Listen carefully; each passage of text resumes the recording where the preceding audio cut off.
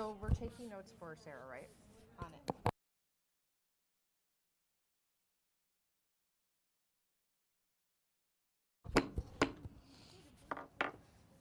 Okay. Sure. I'm gonna call our meeting to order. It is 5 p.m. and our board clerk isn't with us, so I don't have to keep turning to say you got it. And I'm gonna keep looking at you, Rich. I'm sorry. Yeah. So we'll move on.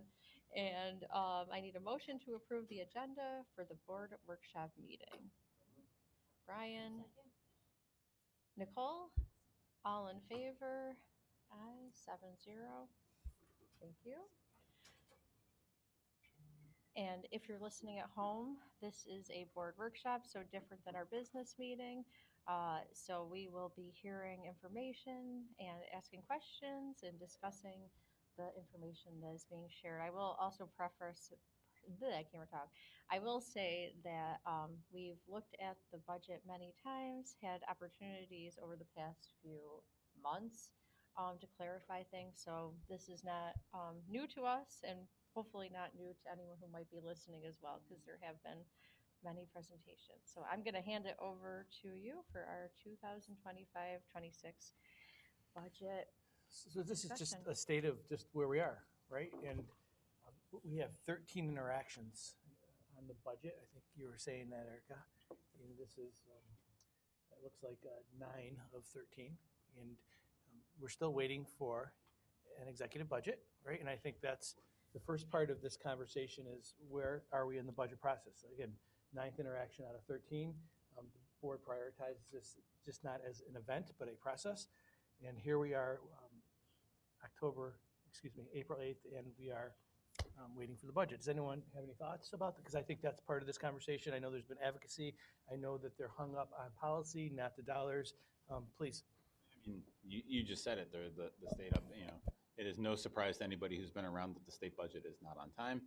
And I think we had heard it's going to be at least another week until we can even think of getting it passed is what we've heard. So, I mean, it's that frustrating time for all of us to wait and see as we start getting close to adoption and waiting to hear final figures on the state, what's going to happen. There's some legislation that's tied into it, but that's going to be we'll talk more about that in 2 weeks from now. But budget-wise, yeah, it's just holding pattern. We're hoping that it stays about that 2%, if a little bit more favorable, but we're not going to hold our breath on that. But we feel like we're in a good spot as we continue to wait and process the budget and talk about this actual school budget 25-26 and how it achieves the budget objectives that the board set forth in October. And we're going to be talking a little bit about revenues and expenditures that are impacting the budget and our plan to alleviate any shortages that we're experiencing at this point in the budget process, and then reviewing the timeline as we frequently do. So that's what we're hoping to achieve here. And of course, if there's questions to develop, we're happy to do that. But like I say, early on, the board sets the goals, and this may seem very perfunctory, but it's very helpful for us, because when we start learning about these goals, we start building the budget in October, and we start formulating it and gearing towards building a budget that meets the community's expectations. Many different hands have their a part of this. We have building administrators, of course, the board. We have community members. We have staff. We even have students part of the process in many different ways to help us build a budget that meets the community's expectations. And the school improvement initiatives are part of this budget. When we talk about MTSS, it's here. When we talk about our extracurriculars and field trips and all the things that are essentially Fairport as part of this budget, strengthening the universal pre-K as well. And then we have modern and environmentally sustainable facilities, making sure we're upkeeping our facilities. And of course, this is all about being transparent and making sure that we're being fiscally responsible to our stakeholders. I'm going to have Dr. T for a moment talk a little bit about what's in this budget, just to sort of capture it and have a starting talking point. Hi, good evening, everyone. Thank you so much, Superintendent Provenzano. You hit on a little bit of the topics that I was going to mention, but we continue to work as a district on our school improvement initiatives, all aligned to MTSS, so the multi-tiered systems of support. And that starts at pre-K. And as you know, you've invested, and thank you so much, in our pre-K program. We have 108 seats currently, and we'll be offering the same next year. There is a wait list, and we continue to work through the wait list, not only this year for the end of this year, but we are already starting for next year as well. We're excited about that programming. And some of the work that we've been doing in pre-K includes monthly meetings with our providers. We have parent-teacher conferences, we have parent nights, information nights, and we continue to align our practices so that students that attend, our youngest learners that attend our pre-K programs are entering kindergarten, and we know what they've been exposed to, so we're excited about that continued work. I'll just touch a little bit on some of the ELA work that we've been doing along with interventions. We have aligned curriculum K-5. We're using Wit and Wisdom. We're shifting the name to Arts and Letters, so you might hear that interchanged. And then our phonics program is 95%. I actually just filled out the state memo on alignment to their literacy briefs, and we are 100% aligned. And that's part of the work of our curriculum team, so we're really proud of that. And we're seeing the impact. We have moved double digits from students from fall to March in literacy achievement on grade level in all of our grades. So we're doing a great job in K-5 in our alignment and getting kids reading on grade level on time. So we're really, really proud of that work as well. Again, continued work needs to happen in that. And we've touched on our math growth a lot. We are really focused on, in our early grades and in our middle grades, on building thinking classrooms. We have a lot of teachers that are piloting building thinking classrooms. So gone are the days of just memorizing an algorithm, right? We all have access to computers and AI and things that can do those computations for us. We need to make sure our students know how to think and understand on the why behind the answer. And so that's what we're doing in those classrooms. Just a little bit more, the things that make Fairport, Fairport, all of the clubs, all of our activities, all of our field trips, all of that costs money, right? And so we've got to make sure that we're investing in those. One of the highlights I want to pull out for sports quickly is that I think in the last 2 years, we started a flag football team for our females. We now have a modified flag football team, and that's real exciting because now we get to grow a program. So we're part of that. We also have girls wrestling. And so that's really great opportunities for our female students that are interested in those things. One more piece I just want to pull out in our elementary programs is at JA, we were able to build a sensory classroom for our students. And we have high needs special ed population there that needs that sensory input and a calming space for them. So we're very proud of that space. And if you want electives, Fairport is the place to be. 110 electives in our high school, and that's across all content areas. And that is something to really be proud of. But again, it costs money. I'm going to just shift it to Jeremy, if that's okay, Superintendent Provenzano, for some of the physical plant information. Yeah, thank you so much. So our physical plant, we have over 300 acres here with 12 buildings, 8 school buildings and 4 ancillary buildings. In addition, there's about 900 wireless access points that need to be updated every 15 to 30 years. We do have about just over 4,500 student Chromebooks and just over 330 staff Chromebooks. In addition, we transport our students about 4,900 daily and over 1 million miles per year. So gotta keep that running. All of that costs money, and so that is the return on your investment in our budget. So thank you for letting us speak to that. Oh gosh, the celebrations. We just had Spark Night. Who got to go to Spark Night? Amazing. Yeah, what a point of pride for our community and for our teachers and staff, and something to look forward to for all of our students. It's really unique. We have visitors from across the county and outside the county coming to see our Spark program all the time. So that is a real beacon of our Fairport schools. I was reassured it will be annual. Yeah, I mean, we've got to make it annual, right? How can It we was not so good. after that? And on such a horrible weather night, to have that turnout was amazing. See from our community, from our students, and board's expectations. And you take a look at these goals that we were just talking about. You could draw direct lines, and the budget that we have for 25-26 will be commensurate to the experience that the students have had in previous years, which I'm really proud of. And it's not always easy, and that's where we're going to talk a little bit right now about some of our expenses and revenues. All right, so this is the major part of our budget, the expenditure side here.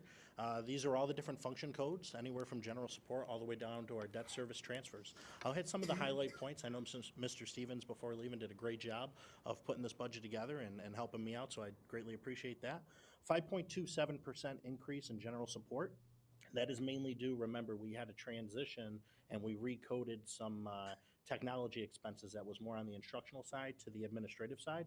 That way it matches to the BOCES bill. So that's why you see a little bit larger of a percentage increase there. I just wanted to draw your attention to that. Instruction, that went up 2.3%, mainly attributable there to salary increases that are contractual. Transportation, you do see a decrease there of $210,000 or 2.26%. Main reason for that is the contract transportation expense. Mr. Lawfier and John Kidd, our transportation director, has done a great job of recruiting new staff. So as we get that staff in, our salaries might be a little higher on the transportation side, but it decreases the contractual expense. And honestly, if you've ever seen those contractual expenses bills, it's way cheaper to have those runs in-house. Community services there staying flat, $2,500, and then employee benefits. So that is the hit point of this budget. $3.5 million increase alone to health insurance out of the $3.9 million increase altogether.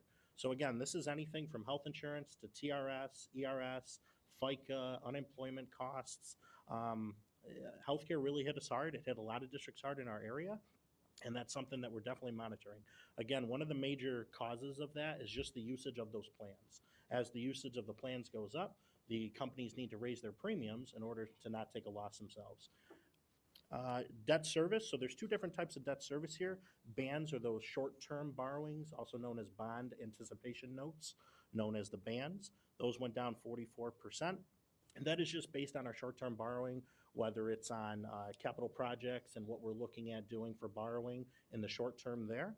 And then we also have debt service and interfund transfers, which is our borrowings on our capital projects that are more long-term and permanent financing. Think of that like the mortgage on your house. We have a Dunbar schedule, also known as an amortization schedule, that gives the principal and interest payments over the course of the 15-year note, and we just make those payments. In addition, the interfund transfers, we do have an interfund transfer to the special aid fund to cover summer programs for special needs students who go to maybe like a private or parochial school or an in-house program there. So altogether on the expense side, it's a 3.71% increase from 159 to just shy of $165,800,000. Any questions before we go further, particularly with any of the healthcare pieces or the debt service and how that helped us with our levy this year? I know that we talked a lot about it. I know. So I just want to give people an opportunity to process. Wait time, it's called. Yeah. The transportation thing is exciting though, and I know that there was a lot of effort put into that, and I keep saying, maybe we'll get more. Hey, We'll see. always looking. I know.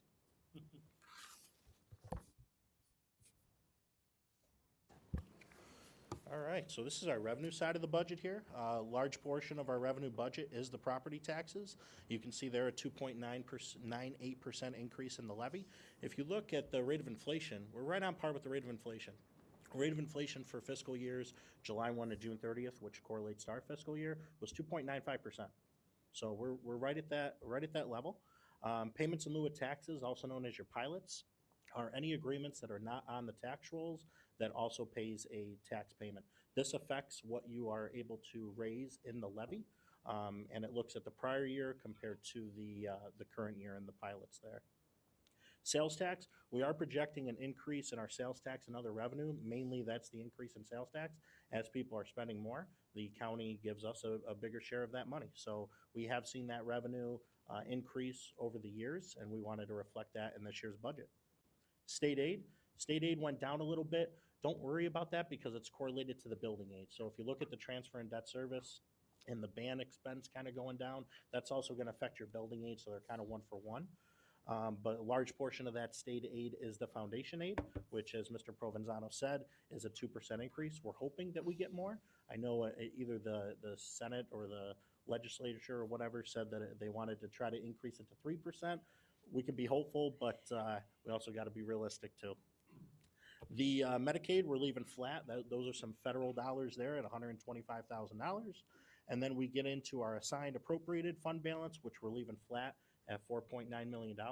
This is money that we need to carry over from the 24-25 school year to cover a downfall, so to say, in the 25-26 school year. In addition, we have that transfer from debt service fund. That's how much we're going to pull from our debt service. Some people call it a reserve, even though it's not. It's just a fund that houses some extra money. We can pull from that, and we look to do that to try to keep our tax cap formula kind of consistent there, because the more you pull from that debt service, the less you can tax your community. And then our assigned reserves. Right now, we're projecting staying flat at $3.3 million, and that shows a $162 million revenue source, or a 1.52% increase. Again, you're going to notice on the next slide, that does not equal the $165 million budget on the expense side, and as we all know, revenues have to equal expenditures when balancing a budget.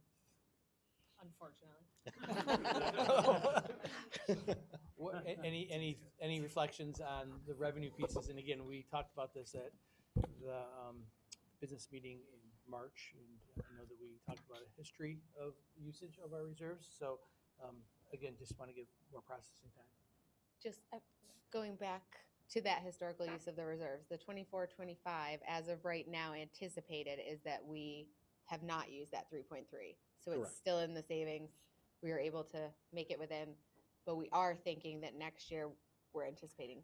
Yes, and the reason being is because we had those federal funds. Yeah. Right, and so those federal funds are no longer with us, and so, we are realizing that this day may be coming. There's no magic windfall coming down the. No gap elimination.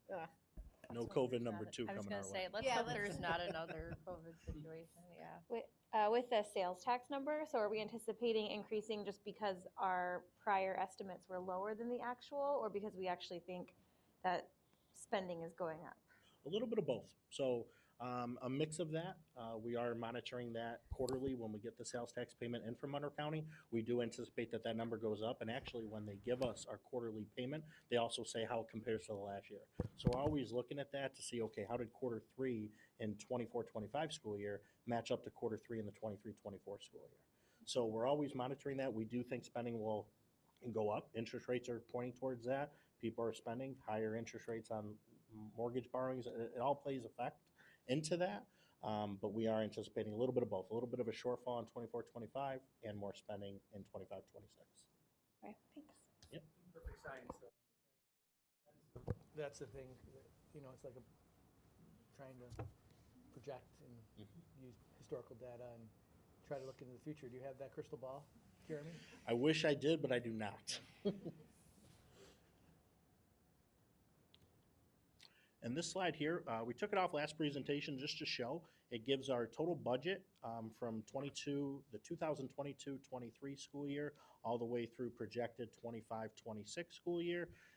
Let's just take 22-23. It starts off with the total budget, which is your expenditure side. It shows your revenue, your transfer from debt service, which is a revenue source, and then your assigned fund balance and carryover to reserves. Those 3 numbers, the revenues, the transfer from debt service, and the assigned fund balance and reserves, get added together to get to that 5th row there, which is your revenues plus your fund balance and reserves, and then that number should equal. You can see in the red there, every year is 0 because we have to have a balanced budget. In 25-26, we do have a shortfall of just about $3.5 million, and ironically, that is the increase in health insurance, $3.5 million. So I'll turn it Yeah, I mean, it's right there. right there. We learned, I believe, probably a couple days before last business meeting that there was an increase in the healthcare, and that's where that 3.4 million continually showed itself. And we've been working over the past several weeks to look at our budgeting process, and I've been sharing in updates and what we're looking to do to give our community and our students the educational programs they come to expect. And through conversations about additional use of reserves, I'm starting on the bottom, right? And I know that I was getting good feedback from the board the last business meeting that this could be a strategy that we could use. These are the community's reserves, and we're giving them back. And the use of reserves are just for that. It's for us to take days or years like this and give it back to the community. We've done it with our capital reserve fund. Now, as we move through this process, Mr. Nardone will be talking about the reserves that we'll be looking to use to balance next year's budget, increase interest and revenue due to short-term high yield rates. So again, we see some opportunities to take advantage of some interest-bearing accounts that we have. And Mr. Nardone, do you want to talk a little bit about that? Yeah, absolutely. Every week, our main bank, M&T Bank, will send us investment updates. And these are not the investments like you think of when you go to Vegas. These are the investments with Treasury bonds, which is our major source of investing here at the school. Just wanted to give a shout out to Mr. Eckhart in my office. He's done a tremendous job of investing the school district funds, and it's great to see all the interest revenue that we've brought in as these rates have been high. So these weekly update sheets that we get will give anything from a 1 month all the way up to a 12-month what the rates are if we invested today. This kind of gives us a projection based on your question that you asked of, can we anticipate rates staying high? We don't have that crystal ball, but what we can do is look at trends. And right now, a 12-month Treasury bill, if invested today, is at 3.66%. That's still a lot higher than what we've seen in the past, 0.001, 0.05, and a 1 month is all the way up to 4.2. So that's a shout out again to Mr. Eckert. He's utilizing those short-term investment rates to get us the best deal today, but also projecting and looking at that longer rate from a year from now. We anticipate and we hope that the rates will stay high to hit that target mark that we will talk about next meeting. Are there any questions about interest revenue? Reflections? No, it's the other side of the double-edged sword, right? The prices go up, but that means interest rates go up. So you do get some relief on the investment side when you have to pay more money generally. And we see, again, higher spending, more tax revenue and things like that. So there is some balance there. And yeah, I appreciate Jeremy, you and Brett kind of just keeping us apprised of, this new environment we're in as far as how much things cost and what interest rates look like. So. Go for it. I apologize. Just kind of looking at what the country's doing right now financially, are treasury bonds more stable as in terms of an investment than the stock market? 100%. There's Okay. no chance of loss with the Treasury bond. Okay. Once you set it in and you lock it in, we actually get a confirmation from our banker that says the rate, the day you invested, and the date of maturity. They can't go back on that. It's just as safe as a CD. Just another way. It gives you actually a little bit more return than a CD. So I'm glad to see that we do that here. And also we utilize sweep accounts as well, which is just like a money market account. And it works very similar and it generates that higher interest earnings. So no risk. It's not, you will never see me come back in the treasurer's report and say we lost $10,000. That will not happen. So a couple years ago, we looked at this very closely in audit and finance, and I think that it was a focus of audit and finance to make sure that we were taking a look at our money savings and how can we make it more accessible, how are we taking advantage of it. So again, that was the work of the audit and finance committee. I think Mr. Forsgren was on that, and I want to say, I'm drawing a blank. Maybe it was just him or Damon as well, but either way, that was a focus area. Now it's paying dividends, no pun intended. Scaling back on equipment purchases, we have trucks that need regular maintenance and upkeep. We were looking at security equipment, modern furniture for classrooms. So those are things that we're withholding, right? And we could still run our program. We could still do maintenance on our trucks, and we can still make sure that we're functioning. And when Mr. Nardone gets a call that there's a sewer backup at Northside, we're still going to have equipment to go there, right?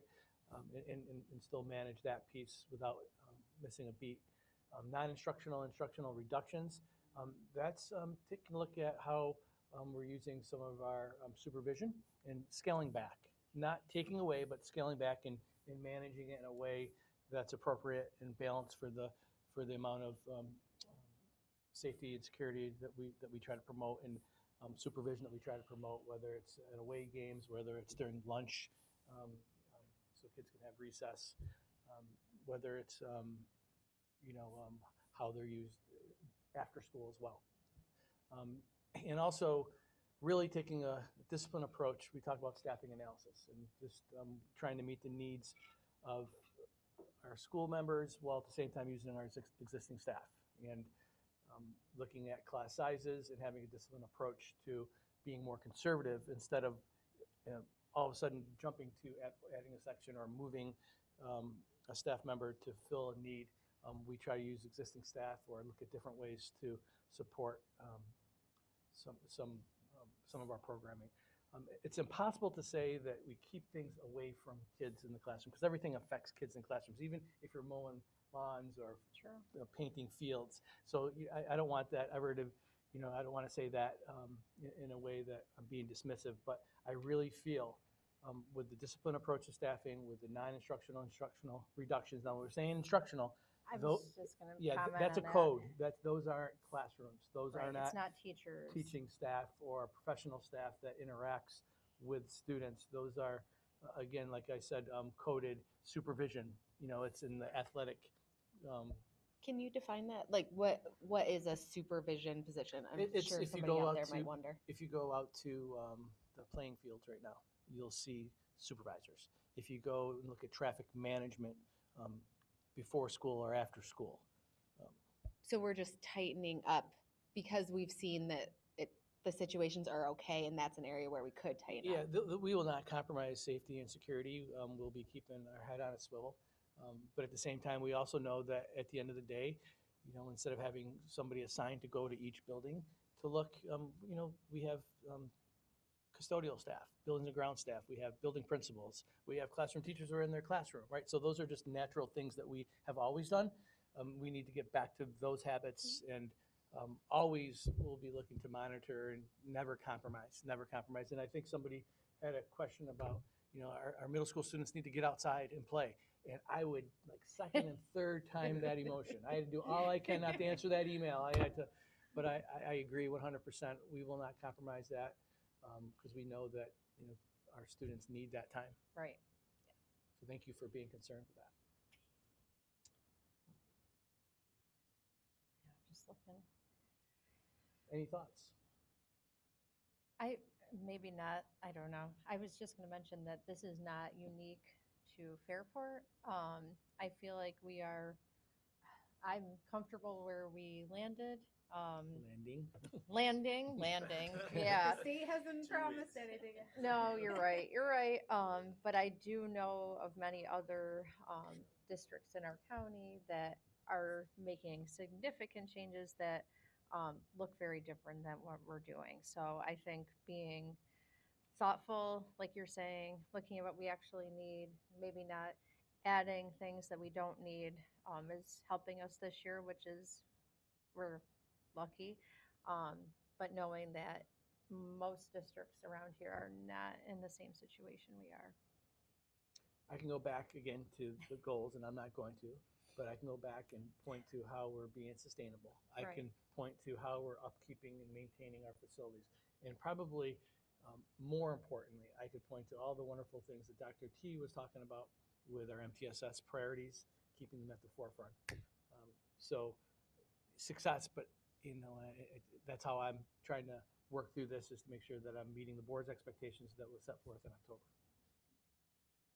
Yeah, to me, just my first time through this process, a couple of observations. So number one, I'm really happy that we were able to manage this without compromising our goals, right? Through the use of reserves to buy some time, through looking carefully at other areas and trying not to affect the classrooms as much as possible.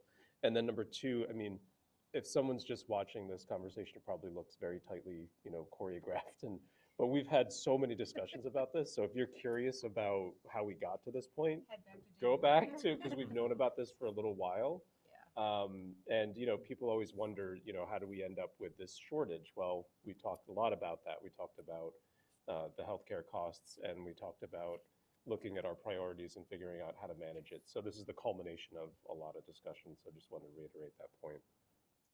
We are part of a consortium. I did have people reach out after one of our meetings and ask, what are you doing about it? And I said, believe me, we advocate on behalf of our school district all the time, whether it's legislative committee or individually with our representatives. Additionally, the consortium does give us more opportunities than if we were at it alone. So just be aware that I feel like we are doing everything in our power to make a difference.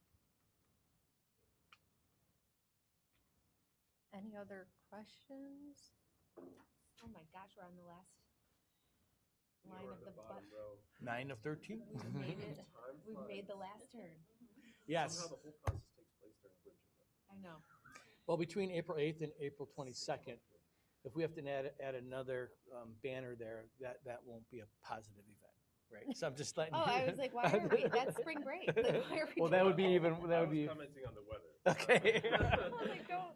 You know, and hopefully we will get that information from the executive budget really soon, and then we'll be able to plug in the numbers. And if we do receive more funding through foundation aid, we'll adjust reserves accordingly, right? And of course, you'll be kept abreast of that, and we'll have a presentation and a recommendation for adoption on April 22nd.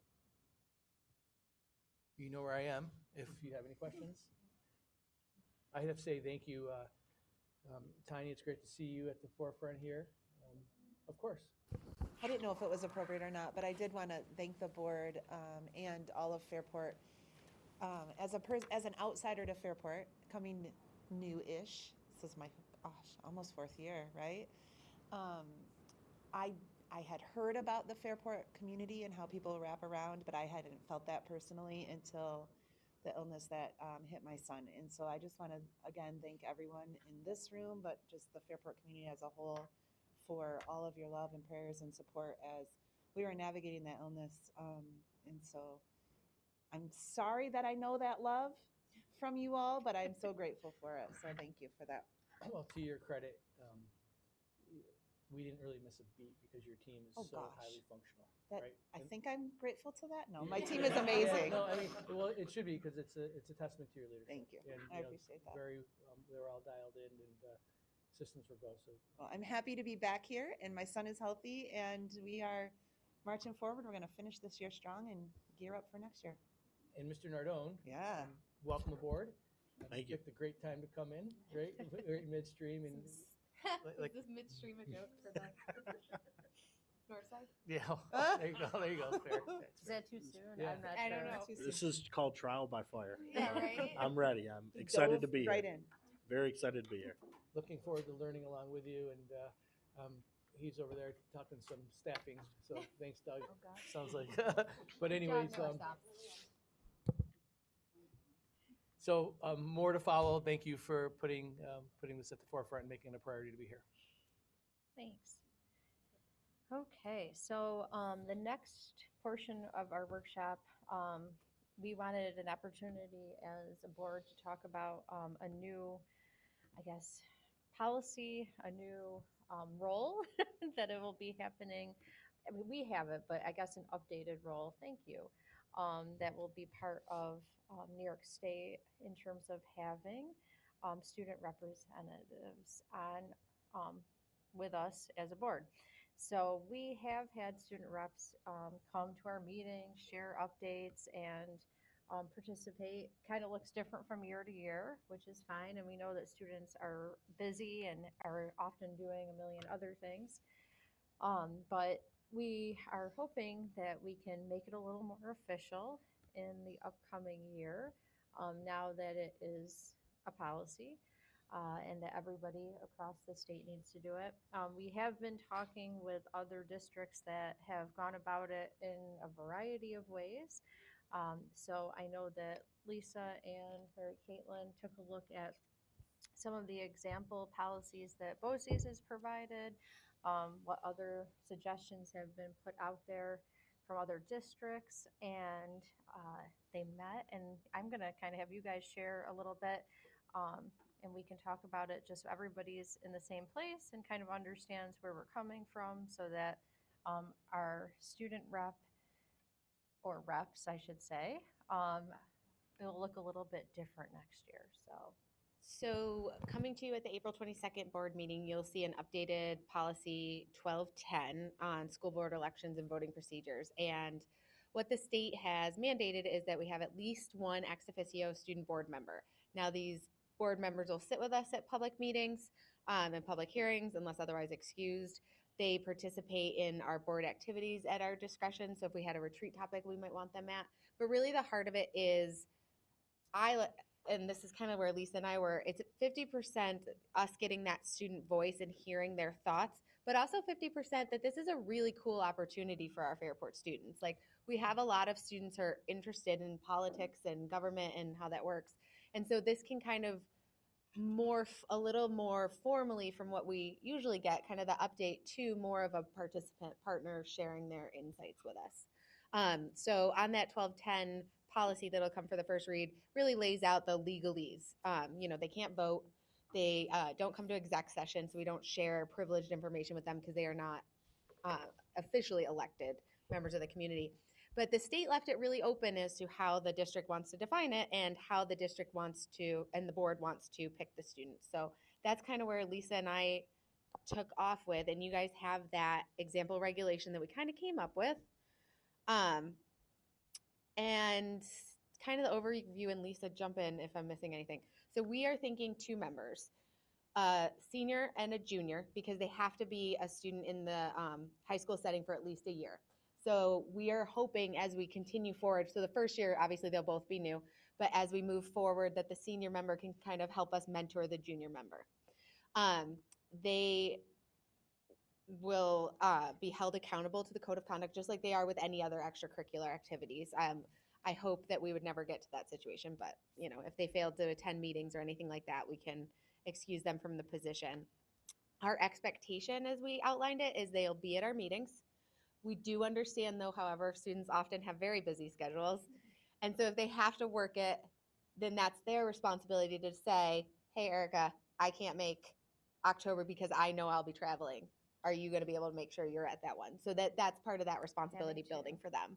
And to have the 2 kind of lets them do that. We also kind of talked about how we get great information from the high school, but we would like it to be the responsibility of those students to also grow and reach out to other buildings in the district. So we're getting that insight, and that's that professional networking for the student, that they're able to ask those questions and reach out to those adults. Paired with that, you'll see down below, after we talk about the nomination, is the mentorship. We can't just expect 2 high school students to be able to come into this, reach out to the Northside principal and be able to do that, or to come sit at a board meeting and know when they should be sharing information. How do I jump into that conversation with my thoughts and experiences? So we started talking about that also needs to be a mentorship. And when we shared this with Superintendent Provenzano, he had the idea, instead of having one of the board members do it, to start maybe tap into the principal at the high school, an AP at the high school, because that helps them bring in further experiences. Maybe you go talk to this student and get that information. And I think it would be hard for us to contact Yeah, principals and to it, set that up. So I think it would be more natural, right? yeah, they get that kind of tag in, but that's something we can talk a little bit more about. But you'll see kind of the nomination and application brainstorm. Our bulleting list is not perfectly aligned yet. Intense. We will get there. I like things being parallel, intense. Okay. Yeah, we got to get there. So the first thing we're going to ask them to do, kind of to mirror what we experience, is they have to do a nominating petition. So 10 signatures from grades 10, 11, and 12, and then when 9th grade moves up, add 10 signatures there. Just so they have to talk and kind of get that experience. Then what Lisa and I were brainstorming is an essay of no more than 500 words that would then be scored blindly on the rubric. So no names, and that information would go to our board clerk. No names. It gets scored via a committee that's set up, and then we interview the top 2 juniors and the top 2 seniors and kind of see where it is. So you can see it all in there. And I think in the past, kids, volunteered. They might be interested in leadership, or I know in the past, Jackson was interested in more like political science type things. Yeah. So we thought this would be good. But we haven't really been involved in knowing kind of the process or how students were either chosen or how they applied. So I think this will help us have a better understanding. So if, it'll be just easier for everybody. And I think widening the opportunity to more students, because I think there wasn't a process that was well known or that anybody could sign up for. So I like the idea of expanding that. And again, one of the guiding principles, I mean, Mary Caitlin touched on this, but just trying to make this a meaningful experience for them too, and to feel like they have been through a little bit of that political process, and also mentoring them so they're well supported. But we have a lot of really amazing students who want experiences like this. So I think, Brian, you had brought up a question in here about what if nobody self-nominates, or what if someone's not interested? And I think we do, take that as it comes, and that's a good discussion to have. I'm hopeful that if it's a more meaningful experience, then it actually becomes more interesting. Sometimes we tend to say, like, let's make something as low pressure and low responsibility as possible for students. But I think we've seen a lot of our students really want responsibility, and they want meaningful ways to contribute. And how many board children are there? I mean, if nobody self-nominates, we just pick one up from one of our houses and make them go to a board meeting. Yeah, they get voluntold. So I think I appreciate that, and I do think within this regulation there needs to be a sentence of if there are no self nominees, or nobody nominates, even if we just say representatives will be chosen through. I don't know what that would look like, but I think we do have to have a line, and I think students are interested and they will apply, but I think it's important to have it in there that in case they don't, or in case there's only one. The one question I did have, and this is, Lisa, I think you asked it too, having 9, 10, 11, and 12 students, do we want them to, for next year? Because again, and again, this is related to the process of if there are no nominations, because we have to do this. This is not something we want to do. This is a legal right. This is a new state law. So we have to fill this position. So do we want to have them go back to Minerva, say next year, to get 10 signatures? Or do we want them to just do at the high school within the building for next year? It's a 1-year issue, then it's a moot point, but just something to think about on that. Can I, on your first point about the no nominations, can we just add the sentence, if there's no student applicants or self-nominations, the board will direct the superintendent? Figure it out. Basically, yeah. That's like the April Fool's. No, I'd be happy to, yeah.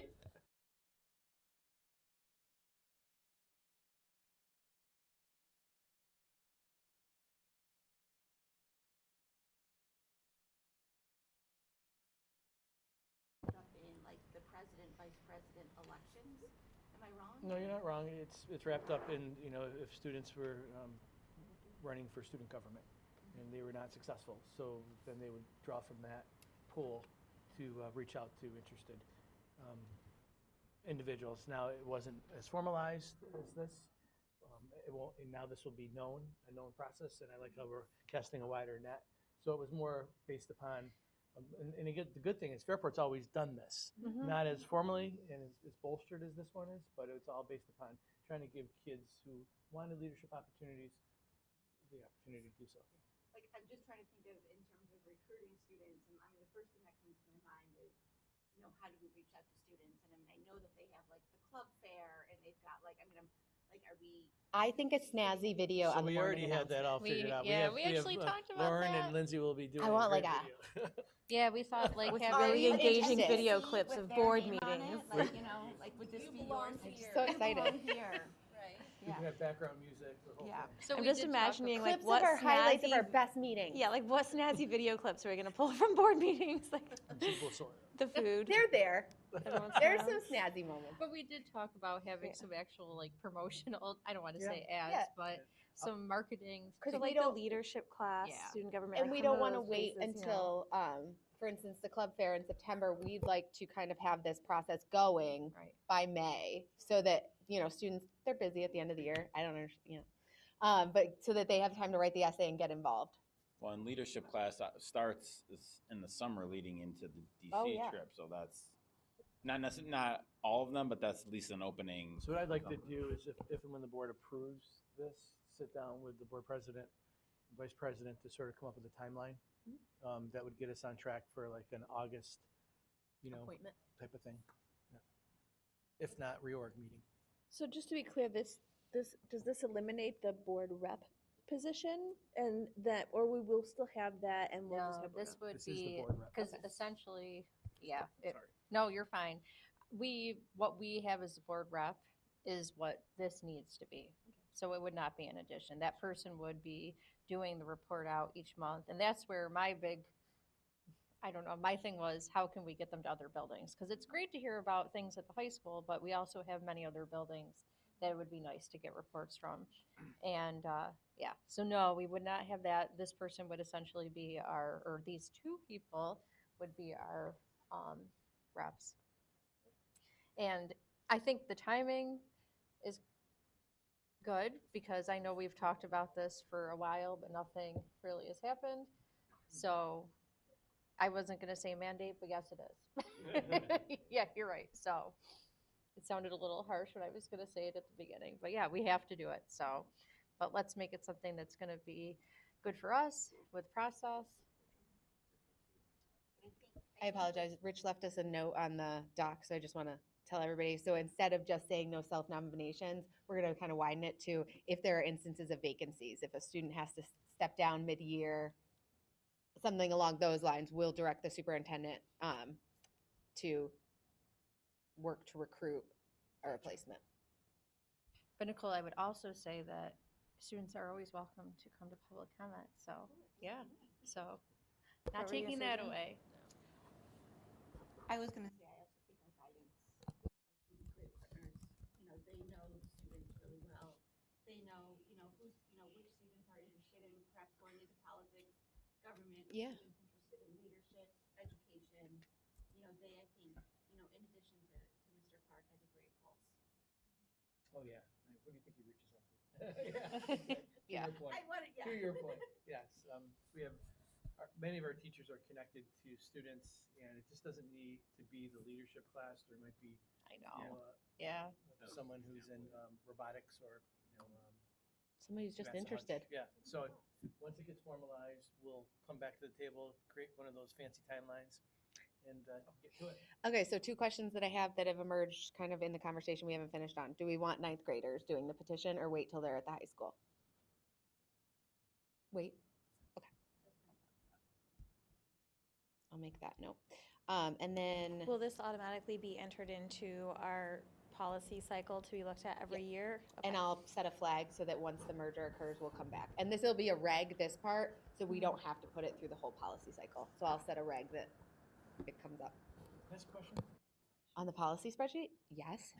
No, the board clerk is instrumental in this, I would imagine, so.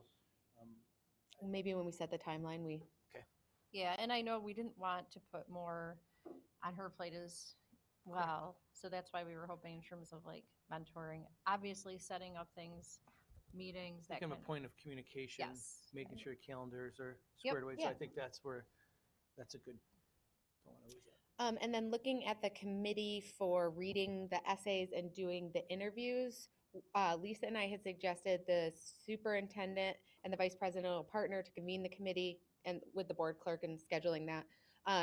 Of at least 3 board members, the superintendent, their designee, an administrator from the high school, and the outgoing student representative. Obviously, We can have- Carmen, she might be want to sit on it. Erica suggested 2 just to keep it kind of a tighter. Does that sound good? Is there anybody missing that you think we should have eyes on that committee? So sorry, it'd be 2 or 3 board members, superintendents, outgoing student, and Administrator from the high school. administrator from high school. So they'd read the essays, score, and then they'd reconvene to do the interviews. Anybody you think we're missing? I just thought 3 would be a lot instead of 2. But, and coordinating schedules was my other concern, to be completely fair. Because I know sometimes it might need to be like during a school day or something, and I don't know schedule-wise how that works. So I thought 2 or 3, but as long as we had 2, we'd be good to go. Can we say 2, 2, 3? Yeah. There is something I like about 3 as it shows our investment as a board in this process, but also keeping it flexible for scheduling and all of that. So Do we Am I want saying at someone from most or at guidance, least? like Jan was saying? Oh, maybe that's a good idea. What, Do we want someone from guidance, like one of the guidance counselors? or do you Jan think was that saying? administrator would?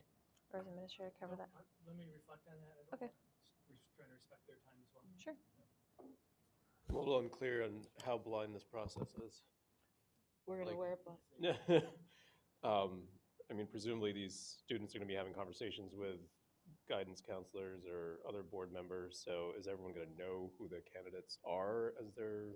As blind as possible, because I'm sure there's going to be students that write their essay that'll have experiences that somebody Right. might know, Right. and that's kind of the nature of it. We just figured take the name off the essay as we're reading and scoring on the rubric, just to give it, hopefully, kind of a more trustworthy process. Yeah, I guess as long as everyone kind of has the same information, Yeah, right? yeah. So right now we have the superintendent or their designee so that it can be delegated out as needed. Do we want to do the same for an administrator from the high school, like an administrator of the high school or a designee? So if they wanted to have a guidance counselor or somebody else do it? That'll be I'll make that call. Okay. Yeah, I'll appoint school-related officials. Okay. With So, this- with so are you okay with the wording, the way it is, the regulation, and it covers that? Okay. If we want 2 to 3, We're gonna have to. at I just didn't want it to be a sticking point and I hold it up.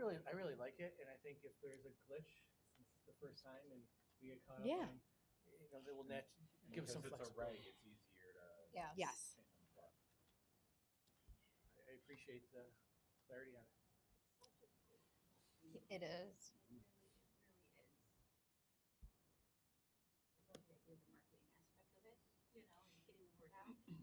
We'll give you a part.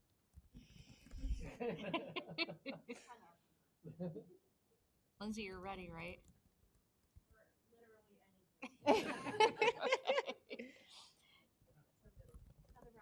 I know. Anything else? Comments, thoughts? I'm excited about it.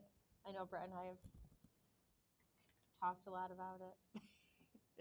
So I'm glad that we're moving forward. We have stuff in place, and like you said, if we need to make adjustments, we will. And I mentioned, I think, and you guys probably all saw it, that there will be other opportunities put on through the Monroe County School Board Association for students to go as a group who will be involved in this process. So they'll get some additional training, which will be nice as well. So And that, I And I'll be- definitely want to make sure we're rolling with it, so that once those opportunities me start coming too. up, we have our people, so we don't miss out. So we're looking at the April 22nd board meeting to get this approved?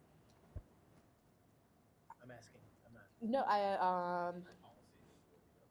the policy will be up for first read, but we can write the corresponding regulation, Anytime. I just want to make but sure that. we want to adopt the it probably timeline. together. So For the, ci- we can make a motion right now if everybody's comfortable with this to adopt it, and then that way when we meet, the 3 of us on the 22nd for our normal Tuesday morning meeting, we can set the timeline. Good idea. You comfortable with that? what do we need to do as far as the first and second reads before we can actually act, or can we start moving with it? we could, Okay. yeah. Let's plan to combine them as a, do it in one read at the April 22nd, because the 1210 policy is pretty legalese, and then that gets us, I can set this as an agenda item, or ask Sarah to set this as an agenda item as well, and we can adopt it alongside of it, and then we can move forward with the timeline. Okay. And I'm going to an information exchange tomorrow that's with this topic. So if I Yeah, get you any might have information in the good meantime, I'll insights. let you know. Yeah. Awesome. Okay. Okay, so agenda.